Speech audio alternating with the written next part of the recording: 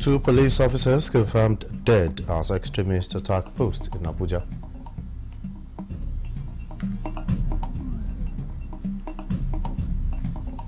Businessman excretes 68 wraps of cocaine at Lagos airport.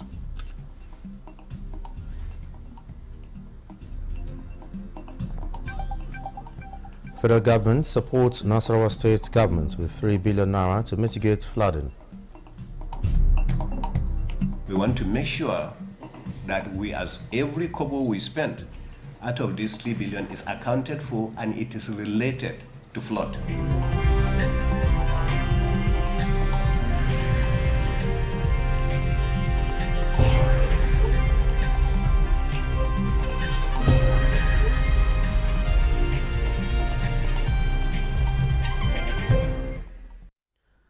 Hello and welcome to the News Desk at 6 on Nta News24. We're reaching you live from Abuja. I'm Olajide Bello.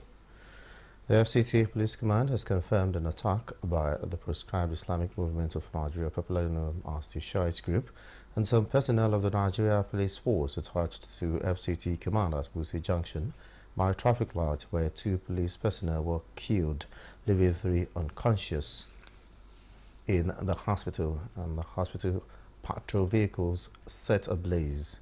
Public Relations Officer Josephine Ade, who confirmed the incident, says the proscribed organization attacked the police checkpoint unprovoked, wielding machetes, improvised explosive devices and knives. He states that while several arrests have been effected, the Commissioner of Police FCT, Bennett Igwe, condemns the attack, promising to bring those involved to book. The situation is, however, reported to have been brought under control and normalcy is now restored in the area. We will give you updates and further developments in due course. The Kogi State government condemns the unwarranted attack on Muritala Yakubu Ajaka of the Supreme Court moments after the determination of the electoral litigation involving the governors of Kogi, Imo and Bayelsa states. In a statement, Governor Ahmed Usman Ododo of Kogi State describes the conduct of the hoodlums as barbaric, uncivilized and a grave danger to the institution of justice. He urges Nigerians from all walks of life to eschew and resort to self-help. He says he has implored the law enforcement agencies to fish out the perpetrators and make them face the full wrath of the law to serve as a deterrent to others, as well as protect the integrity and safety of the court environment across the country. The governor wants Nigerians to support the part of constitutionalism and unity, which are the core values of President Bola Ahmed Tinubu's administration. We all must support his lofty policies and values for progress and the development of our dear nation.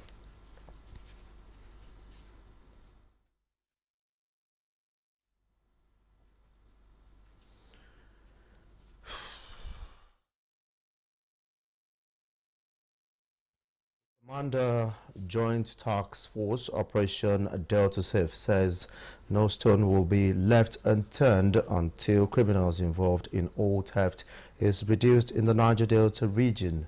Commander Joint Task Force South Operation Delta Safe Rear Admiral John Okeke said these while parading 2 suspects who have been facilitating illegal oil theft in the region. Diakonome Lolo files in this report. The mandate of the Joint Task Force Operation Delta Safe is to protect oil and gas infrastructure and to prevent militancy, sea robbery, crude oil theft, and other forms of criminality within the joint operation area. Task Force Commander Rear Admiral John Okeke says the troops of the Joint Task Force South-South Operation Delta Safe early on Tuesday morning, upon credible intelligence, stormed Port Harcourt resident of the ringleader and 1 other suspect of a syndicate which specializes on printing fake documents for stolen crude oil in the Operation Delta Safe joint operation area. The suspect has confessed to the procuring of fake well bills, illegal sales of crude oil, and the diversion of stolen crude from pipelines. As Commander, Joint Task Force South-South Operation Delta Safe, I've made it clear that no stone will be left unturned until criminal in the joint operation area is totally eradicated or reduced to barest minimum. Documents recovered from one of the suspects include fake stamps of some associations and waybills, forged identity card, truck seal, fake receipt, and fake certificates. It has been since 2011. I used to have my Oga. Your Oga from where? From Kaduna State, but he's dead. It is not genuine. The commander says the suspects will subsequently face prosecution after necessary investigation. Earlier, the commander played host to some youth group who are committed to assisting the task force in the fight against oil theft within the Joint Task Force Operation area. From Igbogide, headquarters of Operation Delta Save, Danukume Ulolo, Nta News. A component Operation Wild Punch in response to recent upsurgent terrorist activities targeting innocent civilians in Niger State have continued to track and eliminate the terrorists responsible. A statement by Director of Public Relations and Information, Air Vice Marshal Edward Gapweth, states that intelligence reports revealed that most of the terrorists responsible for the recent attacks on civilians, abductions and cattle rustling within Shiroro local government area of Niger State were domiciled in Kaduna State. Consequently, the air component planned and executed an air interdiction mission on 21st August 2024 on the terrorist stronghold in Molam Forest, while battle damage assessment and feedback from local sources revealed several of the terrorists were eliminated as a result of the strike. Similarly, strikes were also conducted on terrorist hideouts in Bayanrua in Maradun local government area of Zamfara State, while the targets were then acquired and engaged in successive passes. In the Niger Delta region, patrols conducted by the air component of Operation Delta Safe over Ohaji Egbema in Imo State and Degema and Cotton Channel in Rivers State revealed several illegal refining sites and overhead tanks, which were effectively destroyed in all over 25 illegal sites.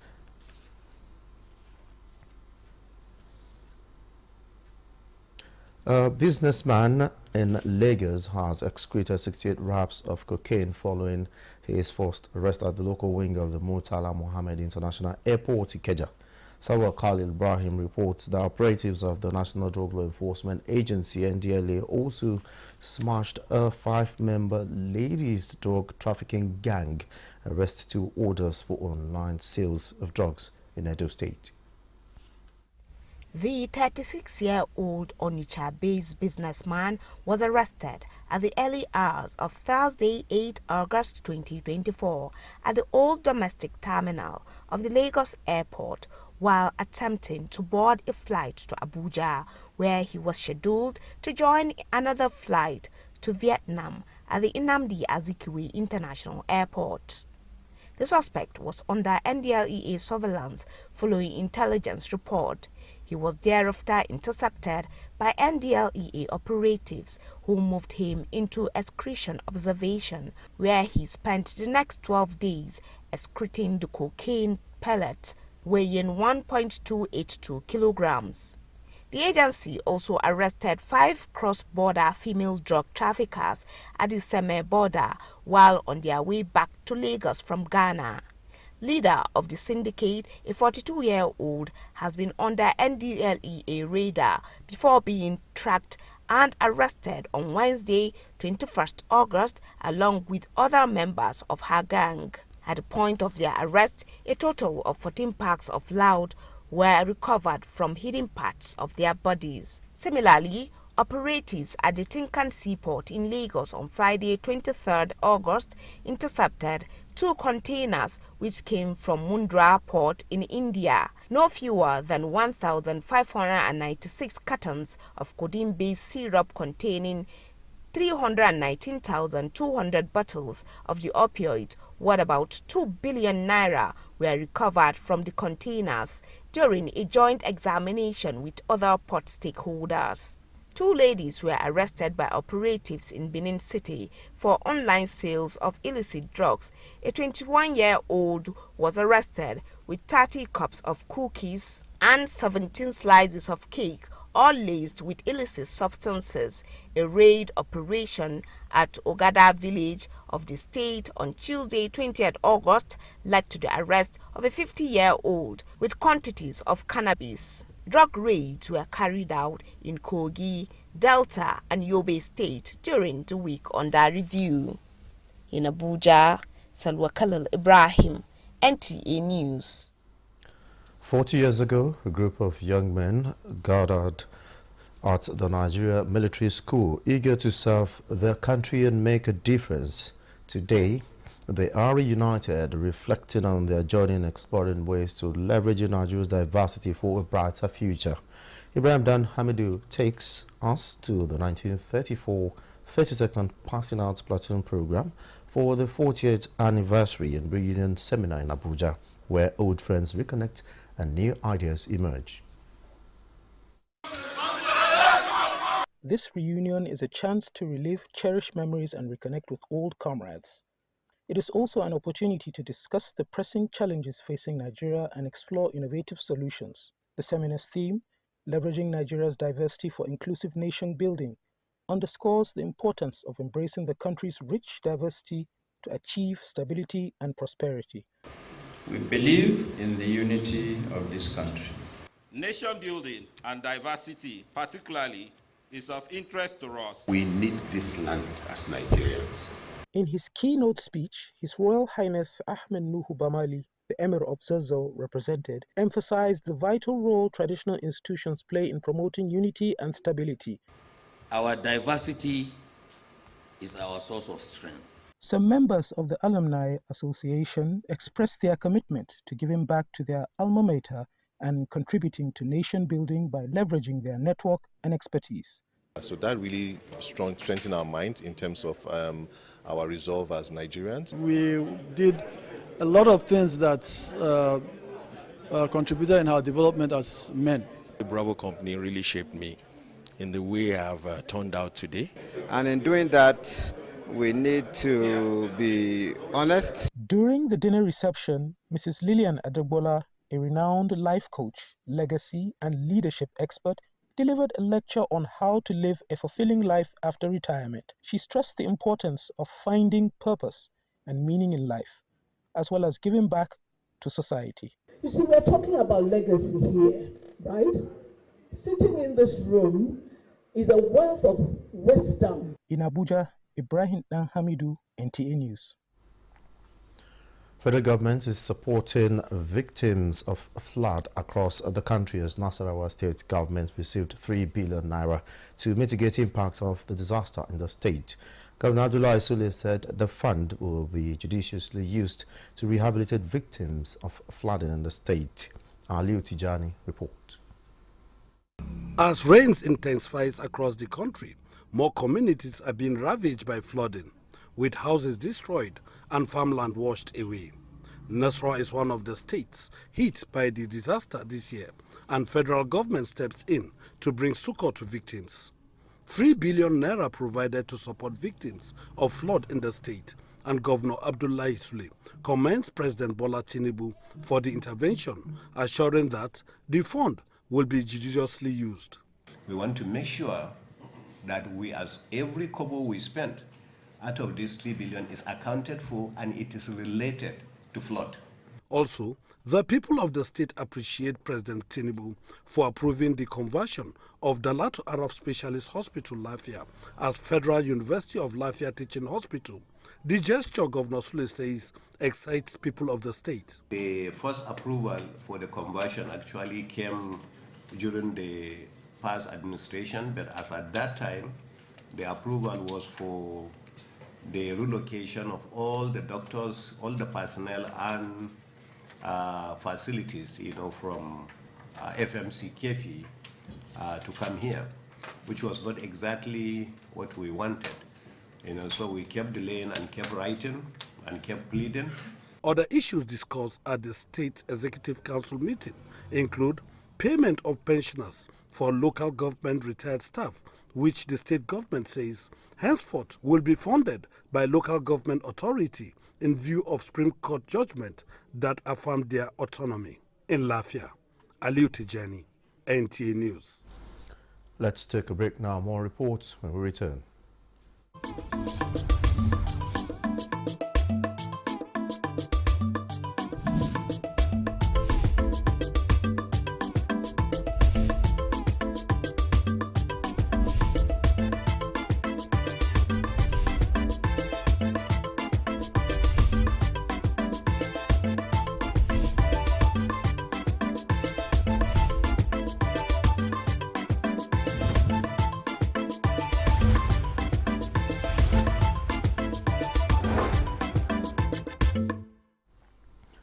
Thanks for being there. Kebbi State government has commenced distribution of relief materials and funds to victims of the recent flooding in the state. This is to ensure that victims don't stay long in their various camps and to avoid their health consequences. Respondent Abdul Mohammed Bawa reports. The Kebbi State government, in preparation for the rainy season, coupled with the heavy downpour signal from NIMET, had embarked on sensitization at various local levels, cleared drainages and constructed wider water channels for easy flow of water. Despite these efforts, water, as they say, will always find its levels as it ravaged many communities. These did not only displace them, but their means of livelihoods. We did our best to prevent the water from reaching our homes, but eventually it was beyond our control. The Kebbi State government, through its emergency management agency, SEMA, has commenced distribution of food and relief materials to provide temporary comfort. These include mattresses, buckets, blankets, wrappers, and footwears, among others. We thank God for this support from the government. May God bless them. I took about 100 million naira to Kokobesi and Shanga local governments, 50 million to Jega local government, 50 million to Argungu local government. So we have a great leeway from the governor. The State Emergency Management Agency also debunked the rumor that the administration of Governor Nasir Idris was not proactive to the plight of the victims of flooding. We have a great leeway from the governor. We can just, whether he's around or not, once there is any disaster, we just take up and because he has given us. So he also disclosed that SEMA is currently collaborating with NEMA to assess damages and provide relief materials to victims of the disaster. In Birnin Kebbi, Abdul Mohammed Bawa, Nta News. The Federal Capital Territory Administration says it will continue to promote activities and programs that are in tune with culture. Mandate Secretary for the Social Development Secretariat, Aminu Ibrahim, made this known at an event to mark World Culture Day with the theme Cultural Diversity, a Bridge to Peace and Development. Aisha Bali reports.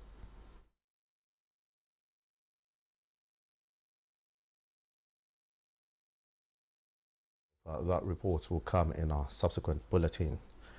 As the Southern African Development Community, SADC, celebrates its 2024 anniversary in Abuja, Suleiman Abdul-Wahab reports that the theme of the celebration is fostering sustainable development, peace and security in the African region.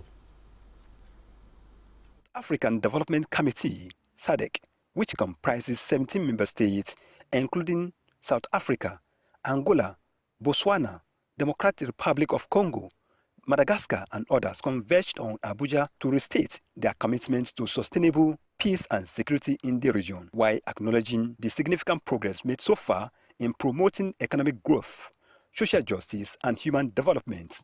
It was a good day for us because we receive many guests here, our brothers, our sisters, and we are very happy to share this moment with them. Thank you very much, SADC, for exist, for development, and for continue work with Cuba in many areas of the cooperation. Director General of the Voice of Nigeria, Von Jibrin Ndase, said the media plays a vital role in modeling African narratives, adding that Africa needs to always promote and tell their own story. We need to be very deliberate as countries, more intentional in creating positive narrative about our own country, and that's why I made reference to both public and private media organizations, the need for countries across African countries to encourage what you call farm trip, familiarization trip for journalists who are on the beat to know these countries so that they can escalate and share positive narrative about this country. SADC also thanked the former chairperson, João Lourenço, for his leadership and commitment during his tenure and welcomed the new President Emerson Mnangagwa as he takes the aim to pilot the organization forward. In Abuja, Suleiman Abdulwahab, Nta News. Now let's take our earlier reports on World Culture Day by Aisha Bali. The event was to mark the World Culture Day, which was supposed to be in May. It was an event targeted at promoting nothing but the rich African culture, diverse ethnic groups, and the unity in diversity of the Nigerian people, as the art and culture complex was the convergence point. From food exhibition to fashion parade, dance performance by different troops. Well, two things are essential. The cultural diversity is already there, but we need to promote two things that relate to it. First, a deep knowledge of Nigeria by Nigerians. A lot of Nigerians don't know 1/10 of Nigeria. So we need to craft things that will make them know Nigeria better. Start teaching your children. Start teaching them your languages. From the languages, we now go to the culture, the food that are indigenous to those communities and tribes. Speakers say the display of different delicacies from different parts of the country is to showcase the rich Nigerian cuisines, which is in line with the theme for this year's celebration. In Nigeria, we have diverse culture. The theme of the festival is culture in diversity. Yes, we don't speak the same language. What is accepted in one area may be a taboo in another place. No problem. But there are still things that unite us. And one of that things that unites us is food. The permanent secretary of the Secretariat, Asma Omoktar, believes the promotion of culture starts from the family level. And appreciate their culture so that everybody will be, it will be inclusive, you know, every one of us will feel appreciated, we feel accepted. The event climaxed with award presentation to the best male and female dressers. Aisha Obaali, NTA News.